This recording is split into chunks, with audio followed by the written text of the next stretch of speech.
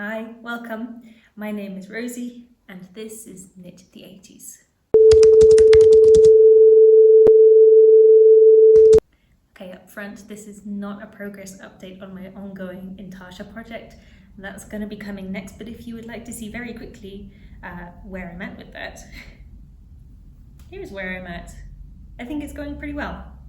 I've got probably about 2/3 through the back portion. I've nearly finished the second ball of wool, and yeah, I've got like maybe 60-ish more rows to go, and then we're good.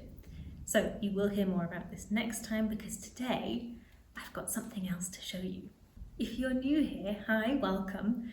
Knit the 80s is a project where I am trying to work my way through a stash of yarn that was gifted to me by my mother-in-law, Lulu, that she's been hanging on to for 40 years. So I've got this box of yarn from the 1980s, and I have a whole stack of knitting magazines also from the 1980s. I'm trying to make those patterns with that yarn. It's kind of an experiment. I'm having so much fun so far. Please join me on my journey. I hope you're also interested. Okay, so yes, this project is about using up an existing stash of yarn. That is my primary aim here. I'm doing my best not to buy new yarn to complete these projects. But that being said, I saw some vintage yarn the other day that I could not pass up, so I brought it home with me. So there is some new yarn to add to the stash. Here, let me show you. I'm quite excited about these finds. So I found these yarns in a second-hand store in the city where I live.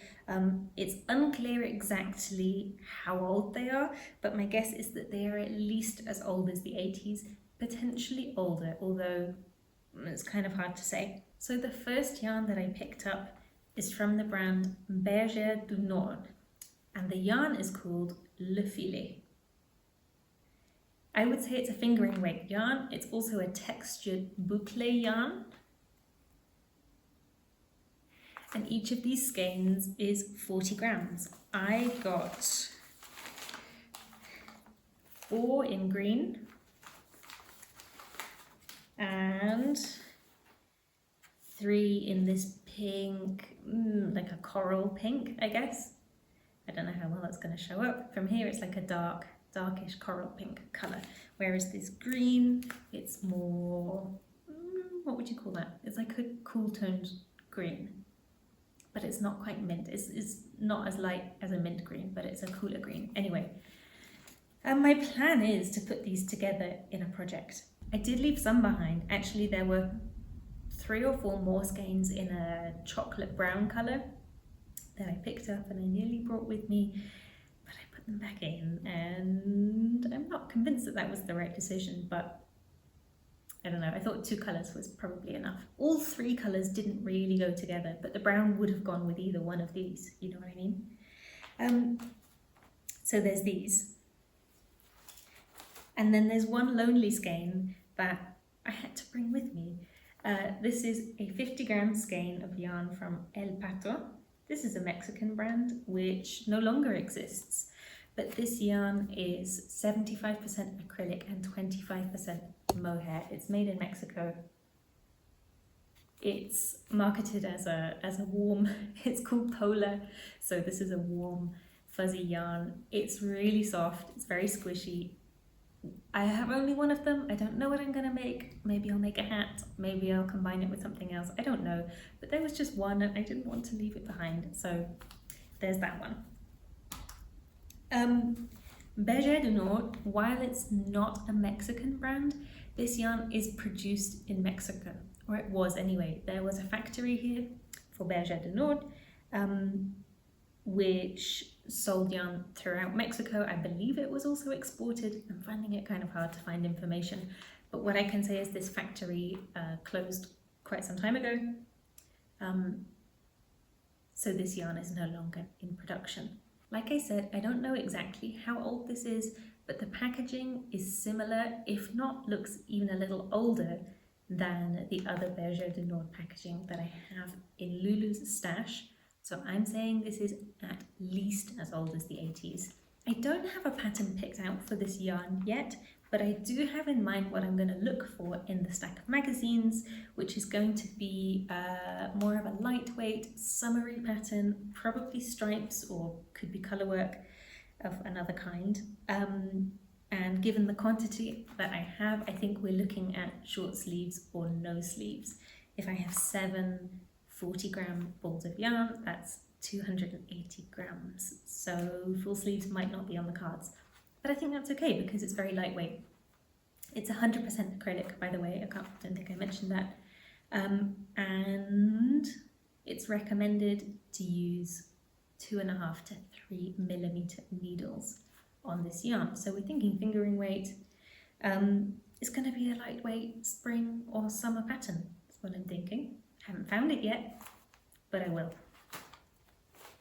So as you've probably realised, I live in Mexico. That's why these yarns are Mexican yarn brands.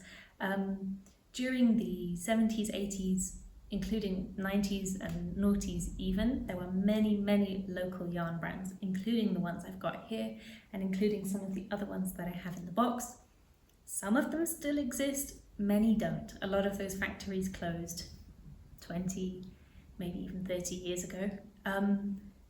It's kind of hard to find information about that, but I did find an excellent video, which I'll link here, from a Spanish language channel, a Mexican knitter who described loads of fantastic Mexican vintage yarns. She talks about it better than I did, so if you understand Spanish and you would like to know more, go ahead and look at that. I was born in the 90s, guys, and I wasn't born here. I moved here with my husband, so look, I'm not an authority on these Mexican yarns. I can just tell you the information that I have.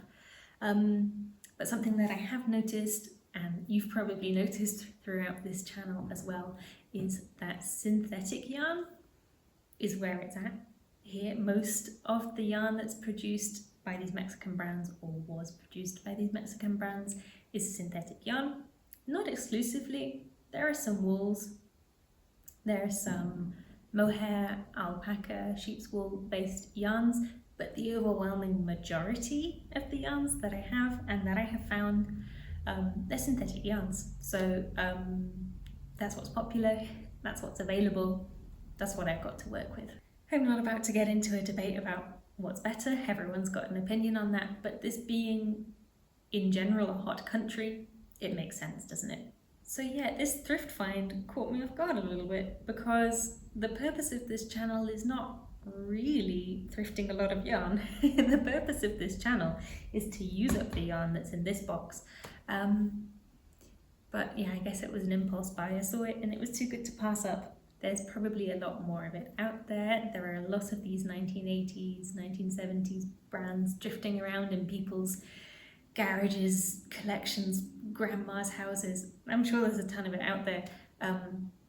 It's not my aim to go and collect it all, but on this occasion, it called out to me. So I have now added some yarns to my stash and some more projects to the list, but that's not all. Actually, I'm kind of more excited about the next thing I have to show you, because at the same secondhand store where I found this yarn, I also found this magazine.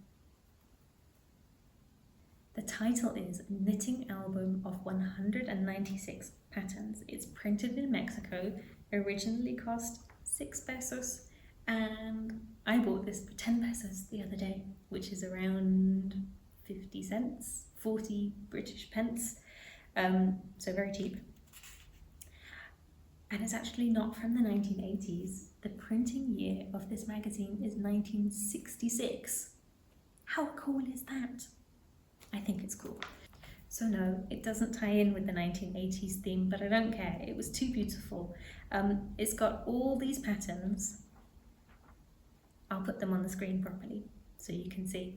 But it's got all these patterns. They're not actually patterns for garments, they are stitch patterns that you can use to make your own garments. So there are collections of, for example, there are garter stitch patterns, there are feather patterns, there are lace patterns, there are cable patterns. They're categorized differently. And there are so many. I want to make them all. I've got no idea how I'm going to use these. Maybe I'll just make a lot of dishcloths or pot holders or something. I could make some scarves. I don't need to wear scarves where I live, but I'd make one anyway just to use this book. I don't know, I just think it's so beautiful. Is that just me? Does anyone else get caught up with things that are just so, I don't know, so old and so cared for and so beautiful? Someone kept this, you know, since the mid-60s. I think that's fascinating. And my favourite part is that inside there are a few other pieces of paper that have been used as bookmarks. Like, for example, this one, there are some recipes on one side for there's vegetable soup. There's little honey cakes.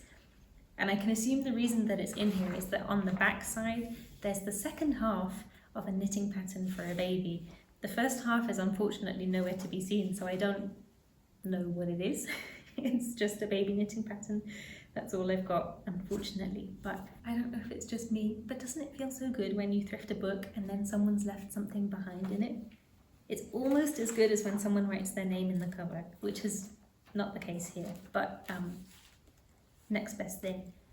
So yeah, this is being added to the collection. I don't know how I'm going to use it.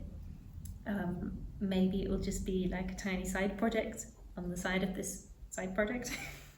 But I just had to show you. I thought it was too beautiful to pass up. So there you have it. Those are my thrift finds of the week. I am delighted, even though I wasn't supposed to be buying yarn. I'm still well chuffed about that. Each of those skeins of yarn, each one cost me 20 pesos, which is roughly $1, a little less than an English pound, 80 pence maybe. So I think I got a pretty good deal. So yeah, I bought 8 balls of wool and the magazine for under 200 pesos. Pretty good, I think. The eagle-eyed among you may notice that I've got some extra magazines behind me as well. I'll show you very quickly. As you know, my collection of retro knitting magazines comes from Lulu, my mother-in-law. She used all of these when she was knitting in the 80s, 90s and beyond. The last time that I saw her, as it turns out, she found some more. Some of them are hers, some of them I think belong to her sister. Anyway, she didn't want them, so obviously I was glad to take them off her hands. So I've added some more knitting magazines to my collection.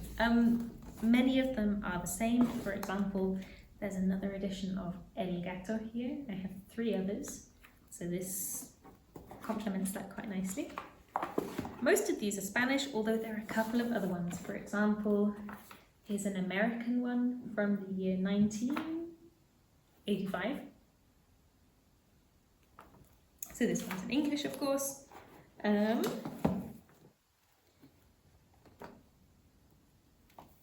There are quite a few editions of this magazine called Con Lana, with wool. This is a Spanish magazine. These editions are also from the 80s.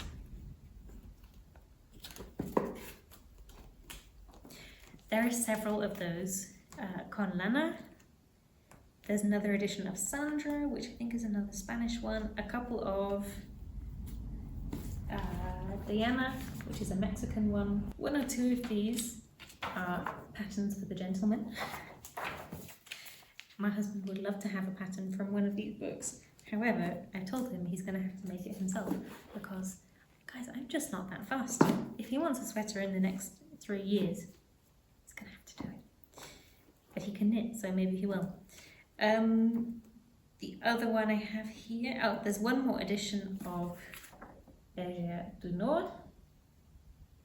This is, yes, from the 80s. I can't remember the year. 86 maybe? 1988. Late 80s. Very chic and very stylish. And there's one here which isn't patterns. I believe this is a Spanish magazine and it's all stitch patterns. So I guess this is edition number 5 and it's Irish knitting.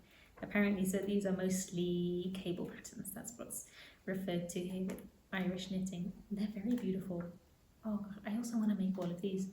This is the problem with this project. I want to make all of them and there's just not time.